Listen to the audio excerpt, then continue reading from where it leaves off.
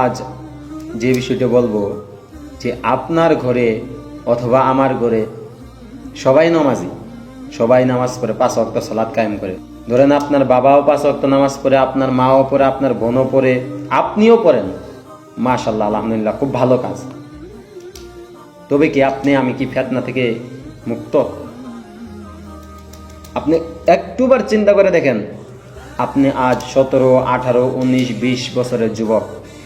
আজকে আমি ফিতনা থেকে মুক্ত হতে পারছি? পারি নাই। আমরা ইহুদি, খ্রিস্টান, নাচারা তাদেরকে সাপোর্ট করি, তাদেরকে ফলো করি। অথচ যেই দেশে, যেই আকাশে আল্লাহ তাআলার কালেমা ওড়ার কথা ছিল, সেই আকাশে আজ আমি কি উড়াইতেছি? আর্জেন্টিনা, ব্রাজিল, ফ্রান্স, মরক্কো, যত অনৈতিক কাজ করে যারা, যত আল্লাহ তাআলার বিধানকে অমান্য করে যারা, তাদের দেশের পতাকা আমরা আকাশে উড়াইতেছি। এখন আপনি বলেন, আল্লাহ তাআলা রব্বুল আলামিন এটার জন্য কি আপনার উপরে, আমার উপরে খুশি হইতেছেন? কখনোই না।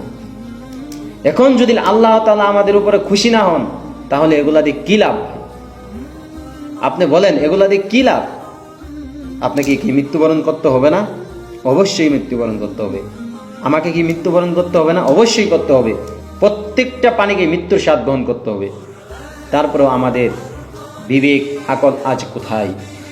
আমরা মুসলমানদের ইতিহাস ভুলে গেছি। একমাত্র এগুলা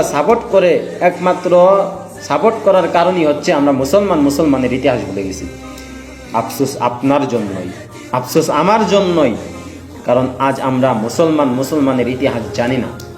তাই যতটুকু সম্ভব আপনার আমার এবং ভবিষ্যতে যারা আসবেন আমাদের ওয়ারিশ, তারাও যেন আমাদের মুসলমানদের ইতিহাস বুকে লালন করতে পারে, মনে রাখতে পারে, জেনে রাখতে পারে।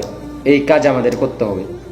দুনিয়াবি ফিতনা ফাসাদ থেকে তাই বাঁচতে হলে সর্বপ্রথম 1 নাম্বার কাজ হলো আল্লাহর দ্বীন শরিয়া বাস্তবায়ন করা। আল্লাহ তাআলা যেই কানুনকে, যেইটাকে আল্লাহ তাআলা বলেছেন বাস্তবায়ন করার জন্য, সেই বিষয় বাস্তবায়ন করা। তাই প্রিয় বন্ধু আমার, বিশেষ করে আপনি আমার ভাইও যদি হন, তবু আপনার 2 হাত ধরে, 2 পা ধরে বলি, এই খ্রিস্টান, ইহুদি, নাচারা এদেরকে সাপোর্ট করিয়েন না। আল্লাহর হস্তে এদের সাপোর্ট করিয়েন না।